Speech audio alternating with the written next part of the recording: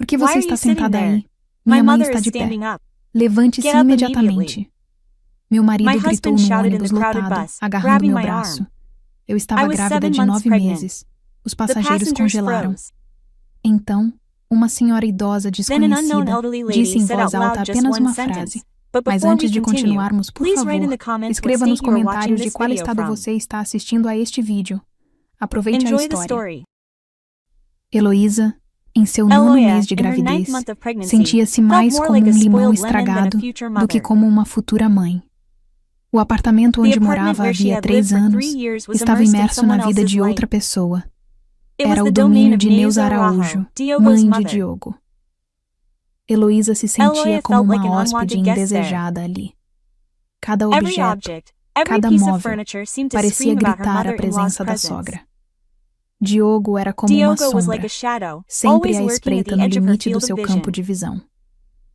Controle. Essa era a palavra que melhor descrevia o relacionamento deles. Ele controlava as finanças dela, mesmo que Heloísa, trabalhando como contadora em uma pequena empresa, fosse a principal provedora da família. Ele controlava suas interações, sua aparência, seus pensamentos. Parecia que até tentava controlar seus sentimentos. Diogo não tinha um emprego fixo, sobrevivendo com ganhos ocasionais. E Heloísa sentia que isso só alimentava sua necessidade de poder. Neuza Araújo era uma observadora silenciosa, sempre pronta para apoiar o filho. Heloísa não conseguia se lembrar de uma única ocasião em que sua sogra a apoiasse. Mesmo nas discussões mais mesquinhas, quando Diogo era abertamente rude ou a humilhava, Neuza permanecia em silêncio. Um silêncio que falava mais alto que palavras. Às vezes, ao encontrar o olhar da sogra, Heloísa sentia uma mistura de pena e desprezo. Ela estava exausta, mental e fisicamente. A gravidez estava cobrando seu preço. E não eram apenas os enjoos matinais ou os pés inchados. Um peso habitava sua alma, restringindo seus movimentos, envenenando cada respiração. Ela estava com medo. Medo do conflito, da solidão, do futuro. Do próprio Diogo, ela se lembrava de como tudo começou. Encontros românticos, palavras doces, promessas de amor eterno. Diogo parecia atencioso, carinhoso, forte, mas aos poucos, como veneno, o ciúme, a desconfiança e o desejo de dominação se infiltraram no relacionamento deles. Heloísa tentou resistir, mas a cada tentativa, suas forças diminuíam. Ela se retraiu, tentando não provocar a raiva de Diogo. No dia da ida à clínica, sentiu-se particularmente mal. Náuseas, tonturas e dores nas costas a atormentavam, mas Heloísa levantou-se silenciosamente. Vestiu seu vestido mais discreto e prendeu o cabelo num coque apertado. Sabia que qualquer deslize, por menor que fosse, poderia irritar Diogo. Ele a esperava no corredor, olhando impacientemente para o relógio. Neuza Araújo já estava sentada na entrada, vestida e pronta para sair. Ela nem olhou para Heloísa. "Por que você está enrolando?" Diogo resmungou, agarrando o braço dela. "Estamos atrasados." Heloísa se encolheu com um toque, rude dele, mas não disse nada. Ela estava acostumada. Sempre ficava em silêncio durante todo o caminho até o ponto de ônibus. Diogo reclamou do trânsito, dos médicos, da vida em geral. Heloísa caminhava ao lado dele, de cabeça baixa, tentando não chamar atenção. Neuza seguia alguns passos atrás, silenciosa como sempre. Uma multidão já se aglomerava no ponto de ônibus. Heloísa sentiu a náusea aumentar, engoliu em seco e apertou a mão de Diogo com mais força. "Estou passando mal", sussurrou. "Você vai conseguir." Diogo retrucou sem diminuir o ritmo. "O ônibus está chegando." O ônibus estava lotado de pessoas correndo para seus afazeres naquele dia cinzento de outono. Heloísa, grávida de 9 meses, lutava para se espremer no corredor, agarrando-se ao corrimão com força. Sua barriga doía, a respiração ficava mais difícil, e o abafamento no ônibus parecia insuportável. Diogo e Neuza Araújo a seguiram, sem demonstrar preocupação com sua condição. Depois de algumas paradas, um assento finalmente se abriu. Sentindo as pernas fraquejarem, Heloísa afundou rapidamente, ignorando os olhares de reprovação dos outros passageiros. Ela estava realmente indisposta, e seu único desejo era descansar um pouco. De repente, como um raio vindo do nada, a voz áspera de Diogo soou. Por que você está sentada aí? Minha mãe está de pé. Levante-se imediatamente. Heloísa se encolheu como se tivesse levado um tapa. As palavras de Diogo, grosseiras e humilhantes, atingiram-na como um golpe. Seu rosto corou de vergonha e humilhação. Um silêncio tenso tomou conta do ônibus. Os passageiros se viraram, fingindo que nada estava acontecendo. Ninguém queria intervir. Ninguém queria lidar com o homem rude. Heloísa baixou os olhos, sem saber o que fazer. Ela estava acostumada a ceder, a obedecer à vontade de Diogo, a priorizar os desejos dele em detrimento dos seus. Era mais fácil assim, com menos probabilidade de causar uma cena. Mas agora, naquele ônibus lotado, sob os olhares atentos de estranhos, sentia uma vergonha insuportável. Vergonha por sua fraqueza, por sua falta de coragem. Neuza Araújo, ao lado de Diogo, lançou um olhar de desprezo para Heloísa. Seus olhos demonstravam um julgamento indisfarçável. Ela sempre considerara Heloísa indigna do filho, fraca e sem caráter. Observar a hesitação de Heloísa agora só confirmava sua opinião. Heloísa sentiu a náusea aumentar novamente. Era como se não conseguisse respirar. Uma dor aguda percorreu sua barriga, e ela a agarrou instintivamente. Diogo, impaciente com a falta de resposta dela, levantou a voz novamente. O que eu disse? Levante-se agora. Naquele momento, uma voz calma, mas firme, veio do fundo do ônibus. Senhor, não grite com uma mulher grávida. É indecoroso. Todos os olhares se voltaram para uma passageira idosa parada a poucos metros de Heloísa. Ela era uma mulher magra e frágil. Seu olhar irradiava força interior e sabedoria. Diogo, surpreso, ficou momentaneamente sem palavras. Não, estava acostumado a ser desafiado, especialmente por estranhos.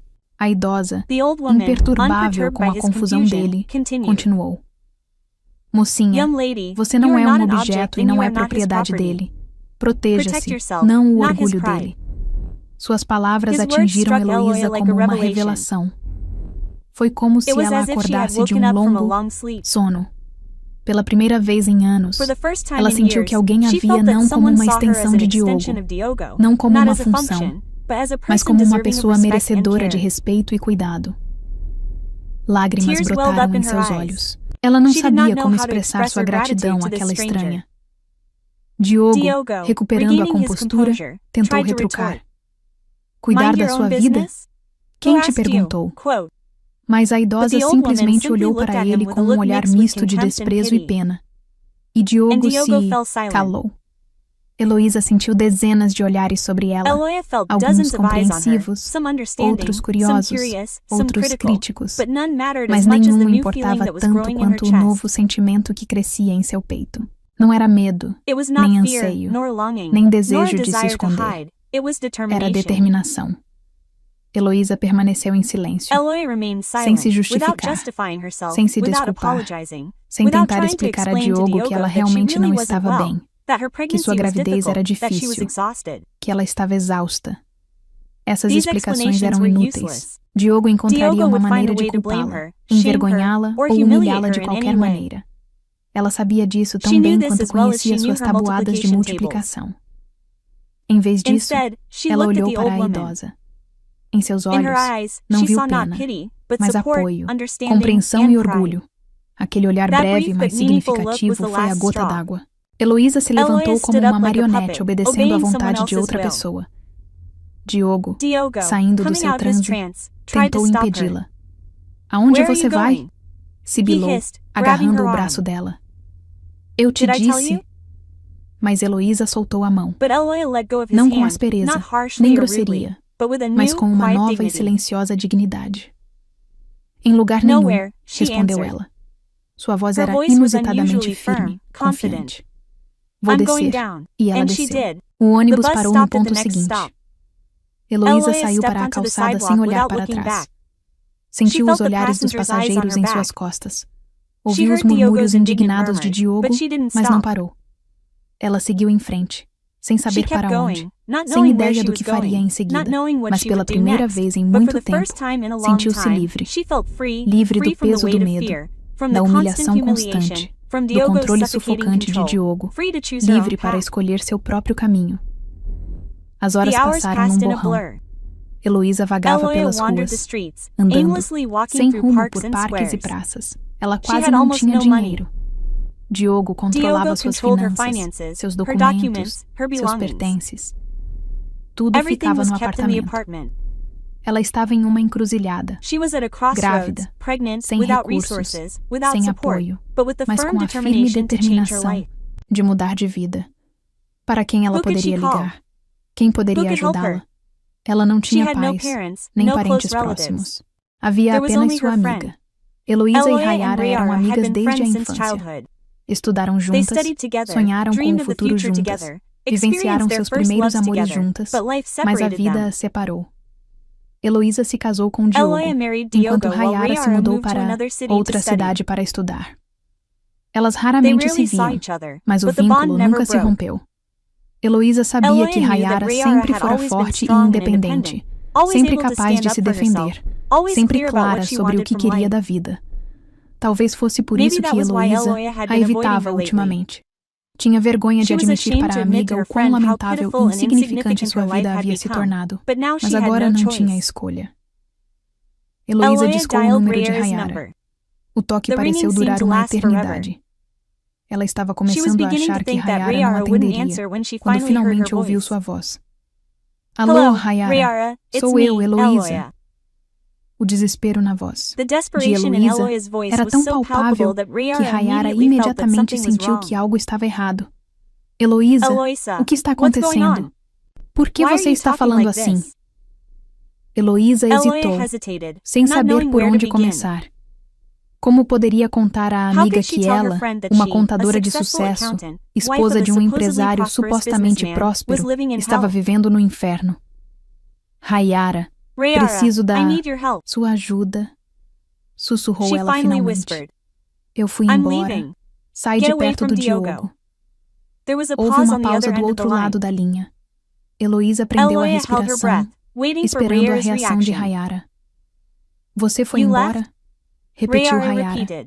Sua voz continha surpresa, mas não julgamento, mas alívio. Você está falando sério? Sim, respondeu Heloísa baixinho. Não aguento mais. Onde você está agora? Perguntou Hayara. E eu não sei, admitiu Heloísa. Estou só vagando pela cidade. Não tenho dinheiro nem pertences, nada. Não seja boba, disse Hayara. Venha para minha casa agora mesmo. Ainda estou no endereço antigo, lembra? Te encontro aqui. Heloísa sentiu lágrimas escorrerem pelo rosto. Lágrimas de alívio, gratidão e esperança. Obrigada, Hayara, sussurrou. Muito obrigada. Não precisa, boba, respondeu Hayara. Só venha logo. Já coloquei a chaleira no fogo. Heloísa enxugou as lágrimas e olhou para o relógio. Era cerca de 1 hora de ônibus até a casa de Hayara.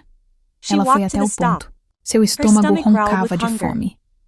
Ela não comia desde a manhã e já era noite. Mas Heloísa não sentia fome. Sentia apenas esperança.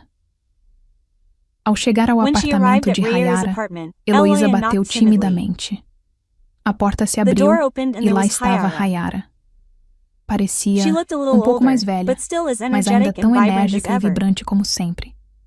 Ao ver Heloísa, Hayara ofegou e correu para abraçá-la. Lu, finalmente, estou tão feliz em te ver. Ela puxou Heloísa para dentro do apartamento. O lugar era pequeno, mas aconchegante e limpo. Fotos estavam penduradas nas paredes. Livros e souvenirs enfeitavam as prateleiras. Heloísa se sentia calma e segura ali. Agora me conte o que aconteceu, disse Hayara, sentando Heloísa à mesa. Servi um pouco de chá. Comeremos algo em breve. Heloísa contou tudo a Hayara, como ela se casou com Diogo por amor profundo. Como ele gradualmente se transformou em um tirano. Como ele controlou sua vida, a humilhou e a insultou. Como ela o temia, se sentia presa e sonhava com a liberdade. Hayara ouvia em silêncio, ocasionalmente, servindo chá para Heloísa ou passando-lhe sanduíches. Quando Heloísa terminou, Hayara suspirou e a abraçou. Minha pobre menina, disse ela. Você passou por tanta coisa, mas não se preocupe. Tudo vai ficar bem agora. Eu vou te ajudar. Hayara manteve sua palavra. Acolheu Heloísa, alimentou, vestiu, ajudou com a papelada, ouviu os medos e reclamações intermináveis de Heloísa, oferecendo apoio e incentivo. Heloísa vivia com Hayara como se estivesse em um casulo feito de carinho e tranquilidade.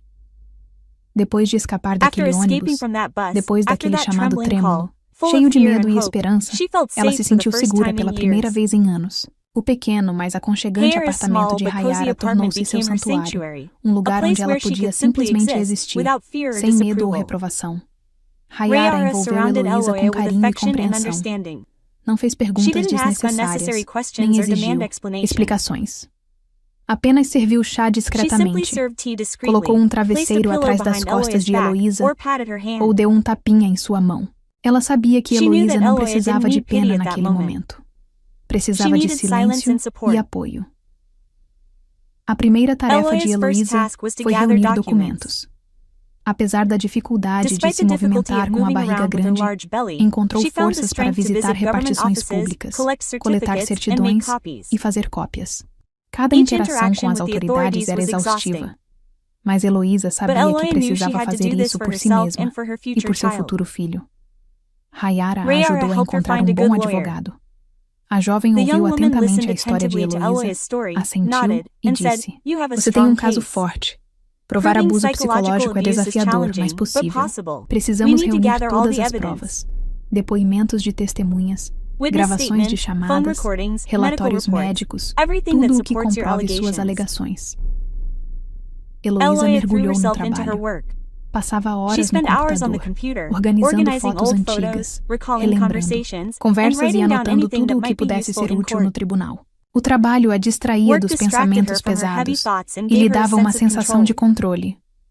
Como contadora, estava acostumada à ordem e à precisão, e agora, no período mais caótico de sua vida, buscava essa mesma estrutura.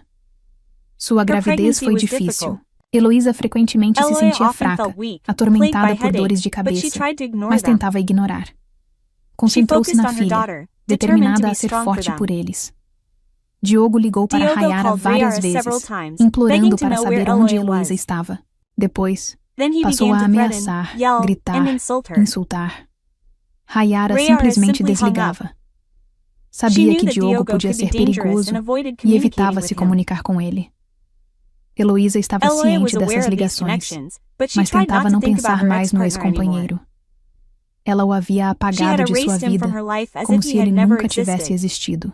Focava-se no futuro, no filho, na nova vida que queria construir.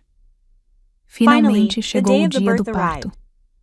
O parto de Heloísa foi longo e difícil, mas, quando colocaram o pequeno e quentinho em seu peito, ela se esqueceu de tudo. Lágrimas de alegria encheram seus olhos. Ela havia se tornado mãe. Com o nascimento do filho, Heloísa descobriu uma força incrível dentro de si. Percebeu que podia fazer qualquer coisa, que todos os seus medos e dúvidas haviam ficado para trás. Agora, ela tinha alguém por quem viver, por quem lutar. Ela deu ao filho o nome de João. O pequeno Sasha tornou-se sua luz, sua esperança, seu amor.